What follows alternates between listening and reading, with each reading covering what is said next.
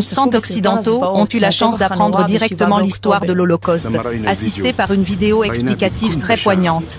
Quelles intentions se cachaient derrière? Pour vous, peut-être, mais il y en a d'autres, effectivement, qui ont une sensibilité beaucoup plus ténue pour le peuple palestinien qui est massacré, éradiqué, et qui subit un génocide. C'est certains historiens israéliens qui le disent, israéliens. Donc c'est pas une question de juifs, ça. Par exemple, à Paris, dans mon quartier, ce sont des gens qui sont d'origine étrangère, qui sont français d'ailleurs, mais qui sont d'origine étrangère. Les taxis dans Paris, on ne fait mystère de rien, ce sont dans 80% des cas des gens d'origine étrangère.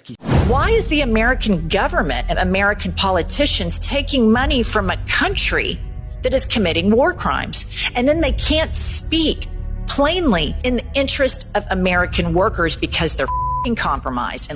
L'initiative du groupe de la Haye a démontré une chose, l'application du droit international relevait principalement de la volonté des États. Pour mettre fin au génocide à Gaza, Bonjour les amis, où que tu sois dans le monde, mon ami, je te passe mon bonjour les amis.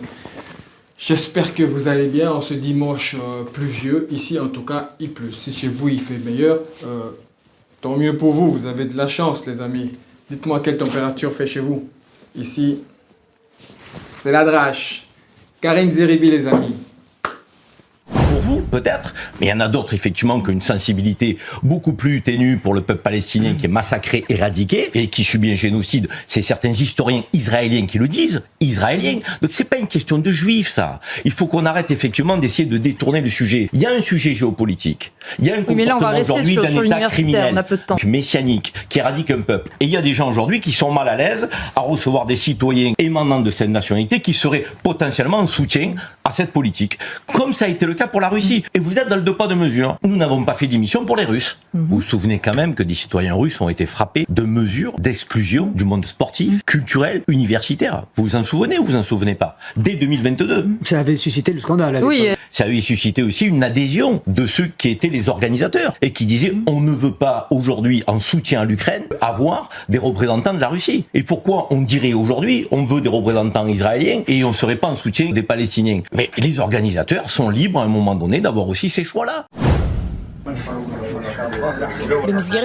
Malgré l'annulation officielle de la visite, plusieurs leaders musulmans ont tout de même décidé de parcourir plusieurs lieux clés à travers Israël. Par ailleurs, environ 100 occidentaux ont eu la chance d'apprendre directement l'histoire de l'Holocauste, assistés par une vidéo explicative très poignante. Quelles intentions se cachaient derrière ces actions? Quel rôle exact ces groupes voulaient-ils jouer dans ce contexte? Que font-ils? Ils ne sont ni humains ni musulmans. Nous sommes venus ici pour demander pardon au peuple israélien. Désolé. Cette vidéo, les amis, nous dit tout. Elle nous dit tout. Quand on me disait quand j'avais entendu parler qu'ils ont été en Israël, se mettre... On va commencer à employer les mots. Hein? Quand ils ont été se courber en Israël, je ne pensais pas que c'était à ce point-là. Un spectacle humiliant, un spectacle opportuniste. Nous sommes africains. Et je ne vais pas trop parler car on sait tous, entre nous Africains, parce que les Africains du Nord au Sud, nous avons une culture plus ou moins similaire, à quelques détails près.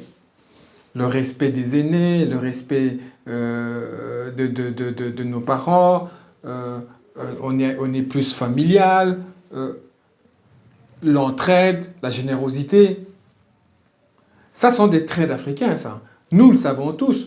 Notre hypocrisie, la façon dont on trahit, pourquoi on trahit, dans quelles conditions on trahit, quels sont les résultats qu'on attend. On se connaît tous, les amis. Je ne vais pas trop parler de ça, je ne vais pas rentrer dans les détails, mais on se connaît tous. Donc, ce spectacle humiliant et opportuniste de ces imams, d'ailleurs, j'aimerais bien que... Enfin bon, j'allais demander la nationalité des imams qui sont là, mais est-ce vraiment important? C'est pas trop important la nationalité, c'est vrai, ça serait plutôt discriminer... Et faire non, ça c'est pas une question de nationalité, c'est une question d'opportunisme. C'est une question d'opportunisme, ouais, non, je ne parlerai pas de nationalité. C'est une question d'opportunisme. Mais les amis, comme je l'ai dit, nous sommes tous africains. Et je ne vais pas trop parler, car on sait tous ce qu'ils sont en train de faire. Surtout lorsqu'ils se retrouvent tous réunis dans une pièce juste entre eux. Juste entre eux. Entre nous, Africains. Quand on sait ce qu'ils sont en train de faire, on sait, quand ils sont réunis entre eux dans une pièce, ce qu'ils sont en train de dire. On le sait. On sait de quoi ils parlent, n'est-ce pas? On sait très bien que ce qu'ils font là, pauvres Israéliens, ce qu'ils font là, c'est pas pour les Israéliens qui le font, amis africains. Nous le savons. Ils ne font pas ça pour les Israéliens. Hein? On sait pourquoi ils font ça. Tout ce que je vous demande, c'est que quand ils se retrouvent entre eux, dans une pièce, entre eux, de quoi ils parlent? Soit. Il s'avère que je voyage pas mal. On va prendre deux pays qui touchent la France, hein, l'Espagne et l'Italie. Vous allez du nord au sud de ces deux pays, dans un supermarché par exemple, vous voyez qui à la caisse ou remplir des rayons? Des Italiens et des Espagnols. Vous prenez un taxi à l'aéroport de Madrid, à celui de Séville ou à celui de Naples, les taxis sont des Italiens. Alors ça voudrait dire quoi? Que nous, Français, on ne veut plus rien faire, puisque dans les supermarchés, par exemple à Paris, dans mon quartier, ce sont des gens qui sont d'origine étrangère, qui sont français d'ailleurs, mais qui sont d'origine étrangère. Les taxis dans Paris, on ne fait mystère de rien, ce sont dans 80% des cas des gens d'origine étrangère, qu'il s'agisse de Uber d'origine étrangère. Non mais je veux dire qui travaille. On me dit qui travaille. Je dis que quand je vais ailleurs, je n'observe. Non mais sur 2-3 générations s'ils sont français. Non mais c'est pour ça que je dis sont français d'origine étrangère. Oui, je comprends pas vraiment où vous voulez en venir là, mais parce que quand tu ne travailles pas, tu es un mauvais immigré là, qui vient pour profiter de l'argent français et que tu ne travailles pas. Et quand tu travailles, ben, on ne voit que vous dans ce genre de métier. Il n'y a que vous. On ne voit pas des Français. Donc, moi, ça résonne dans ma tête. Il y a deux choses qui résonnent dans ma tête. D'abord, cette généralisation m'agace. Parce que là, c'est basé sur quelques observations superficielles. Donc, ils tirent de conclusions tranchées comme si c'était la norme, sans vraiment prendre en compte les multiples facettes des problèmes. Moi, ça me semble un peu stupide. Parce que lui, il va me faire croire, à nous ici, qu'il est parti en Espagne et en Italie. Il voyage souvent, hein, il a dit. Hein. Donc, il ne fait pas le même magasin, donc il fait plusieurs magasins. En une journée, il fait plein de magasins pour se convaincre de ce qu'il va dire. Donc quand il prend les Uber, les taxis et tout, il est attentif à la personne qui le conduit. J'ai pris un taxi il y a 2 jours d'ici, je vous jure, je ne sais même pas, je ne saurais même plus vous dire s'il était de quelle origine. Parce qu'à aucun moment, je rentre dans un taxi pour savoir celui qui me conduit est de quelle origine. Ce que je veux, c'est arriver à ma destination. Il faut vraiment avoir un sacré problème pour rentrer dans un taxi, dans un commerce, et regarder de quelle origine sont les caissières et les conducteurs. Il faut avoir vraiment un problème. Mais à part ça, il semble quand même oublier que la réalité n'est pas aussi simple. Peut-être qu'il aurait dû regarder un peu plus en profondeur avant de commencer à faire des généralités. Parce que là, on est clairement dans une conclusion ultra rapide et sans nuance, où la faute repose toujours sur les autres. Et au passage, sous prétexte qu'il a vu quelques travailleurs d'origine étrangère dans des métiers spécifiques, il en profite pour alimenter un discours, comme on le sait, trop immigré, tout en faisant croire, en glissant un petit tacle aux Français, en disant que les Français ressument d'assumer certains emplois. Ici, les amis, les membres du gouvernement américain sont payés par Israël pour ce... Why is the American government and American politicians taking money from a country that is committing war crimes? And then they can't speak plainly in the interest of American workers because they're compromised. And let's just do roll call on every single one of them. Let's go. New York Democrats who haven't endorsed Mamdani and their AIPAC bag. Laura Gillen, $94,905. SB Alad, $202,000. Tom Swazi, $312,000. Dan Goldman, $366,000. Gregory Meeks, $690,000. Grace Ming, $619,000. Kirsten Gillibrand, $997,000. Richie Torres, $1.5 million. Chuck Schumer, $1.7 million. Hakeem Jeffries, $1.7 million. George Latimer, $19 million. What do you think about all this?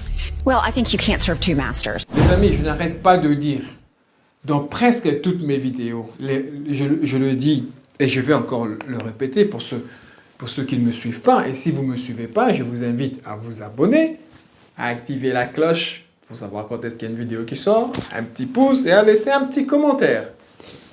Et de passage, ça me fait toujours plaisir de savoir d'où tu me regardes. C'est pour cela que je dis toujours, où que tu sois dans le monde, je te passe mon bonjour. Donc, regardez maintenant ce que dit Divisio et cette une. N'est-ce pas ce que je disais dans mes précédentes vidéos? Je le disais bien avant Rima Hassan, ma future femme. Non, parce qu'il y a un pays là-bas qui s'est autoproclamé peuple élu. donc, moi, je me autoproclame futur mari de Rima Hassan. Trêve de plaisanterie. Rima Hassan aussi a publié cette une, a publié les mots de ce monsieur. Je le disais bien avant. Si les pays arabes dans la région s'unissent pas, ils le regretteront à l'avenir, car Israël n'a pas que Gaza comme problème. Que se passera-t-il quand il aura conquis toute la Palestine, à votre avis? Il trouvera une nouvelle histoire pour envahir les pays voisins. Déjà, il a déjà une histoire avec l'Iran. Quand il aura fini avec Gaza, espérons que non, il attaquera l'Iran sous prétexte que l'Iran a promis de le détruire. Et il détruira l'Iran. Et ainsi de suite. C'est un exemple que je donne, mais un exemple qui n'est pas aussi loin de la réalité. Et ainsi de suite. Aujourd'hui, il attaque quasi tous ses voisins. Les amis, pour les sionistes, la paix n'existera que sans les Arabes. Surtout, sans les Arabes qui ne sont pas à leurs bottes. L'initiative du groupe de la Haye a démontré une chose, l'application du droit international relevait principalement de la volonté des États. Pour mettre fin au génocide à Gaza, la trentaine d'États réunis ici à Bogota, sous la coprésidence de la Colombie et de l'Afrique du Sud, sont parvenus à un accord. Cette conférence se conclut par 6 mesures concrètes pour mettre fin à l'impunité d'Israël. Première, interdiction des transferts d'armes vers Israël. La deuxième mesure, c'est la fermeture des ports aux navires transportant du matériel militaire à destination d'Israël. La troisième, c'est l'interdiction du transport d'armes par des navires naviguant avec des pavillons nationaux. La quatrième concerne la révision des contrats publics complices de l'occupation illégale. La cinquième concerne le soutien aux enquêtes et aux poursuites pour crimes de guerre et crimes contre l'humanité. La sixième mesure consiste à soutenir la compétence universelle pour garantir justice à toutes les victimes palestiniennes. Toutes ces mesures ont été présentées aujourd'hui devant l'ensemble des participants et également soutenues par un discours du président colombien lui-même, Gustavo Petro. Ces mesures ont également été présentées devant les parlementaires colombiens au Sénat. À l'issue de ce sommet, j'ai pu accorder quelques interviews ici à la presse à Bogota, à la presse nationale mais également internationale, et j'ai rejoint un rassemblement de soutien à la Palestine qui se tenait devant le ministère des Affaires étrangères. Cette conférence d'urgence du groupe de la Haye n'est qu'un début, mais elle envoie d'ores et déjà un signal fort à la communauté internationale. Elle témoigne de la réappropriation par le Sud global de tous les instruments du droit international pour faire respecter les droits de l'homme. Ces pays qui prennent position contre Israël en pleine crise de Gaza, c'est pas juste du blabla. Oui, la conférence de Bogota avec la Colombie et l'Afrique du Sud a mis sur la table des mesures concrètes et même si ça risque de rester sans effet immédiat tant que les États-Unis et les autres grandes nations, grandes puissances soutiennent Israël, ça donne une putain de leçon à ceux qui ferment leurs yeux. Parce que ces présidents, eux, ne se cachent pas derrière de faux semblants. Ils font ce qu'ils estiment juste, même si peut-être que cela leur coûtera cher en politique, politiquement parlant, je parle. Mais c'est un signal fort qui montre que certains dirigeants ne sont pas prêts à se plier à la politique de la peur. Parce que ce qui se passe là met clairement en lumière que les autres nations qui soutiennent fermement Israël sont du mauvais côté de la barrière. Oui, ça ne va sûrement pas changer la face du monde du jour au lendemain. D'ailleurs, Rima Hassan, elle le reconnaît elle-même. Mais c'est déjà un pas dans la bonne direction. Merci les amis d'avoir regardé cette vidéo. Comme à votre habitude, je vous attends dans les commentaires. Des petits pouces j'aime. Les commentaires, surtout les amis, la petite cloche. N'oubliez pas de l'activer. Comme ça, dès qu'il y a une vidéo qui sort, ding, ding, ding, ding, ding, ding, ça vous prévient. Les amis, j'espère que vous avez apprécié cette vidéo autant que j'ai apprécié de la faire pour vous. Chaque jour qui passe, si vous ne rigolez pas, c'est une journée morte, les amis. Que la paix soit sur vous tous.